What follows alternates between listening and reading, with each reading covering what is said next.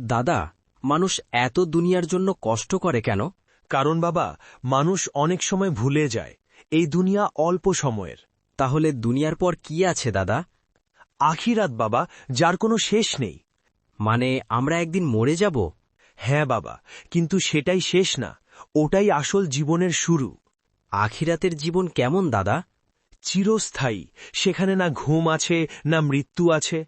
তাহলে সেখানে সুখ দুঃখ কিভাবে হবে? যে দুনিয়াতে ভালো কাজ করেছে তার জন্য জান্নাত, আর যে আল্লাহকে ভুলে গেছে তার জন্য কঠিন হিসাব। দাদা, আমরা যদি আখিরাত ভুলে যাই তাহলে কি হবে? তাহলে দুনিয়ায় আমাদের ধোঁকা দেবে। আমি নামাজ কি পড়বে, করলে সত্য আখিরাতের জন্য বলবে, প্রস্তুত হারাম হব? থেকে বাঁচবে, নামাজ আর পড়বে, মানুষকে কষ্ট সত্য দেবে বলবে, না। হারাম থেকে চাওয়াটাই বাঁচবে, বাবা, আর মানুষকে আখিরাতের কষ্ট পথে দেবে না। প্রথম দাদা, আমি চাওয়াটাই চাই, বাবা, আখিরাতে আখিরাতের আল্লাহ যেন পথে, আমার উপর আর খুশি হন। আখিরাত এই চিরস্থায়ী চাওয়াটাই বাবা, অল্প সময়। আখিরাতের আর পথে আখিরাত প্রথম চিরস্থায়ী জীবনের দুনিয়া ঠিকানা। অল্প সময়ের, আর আখিরাত চিরস্থায়ী জীবনের ঠিকানা।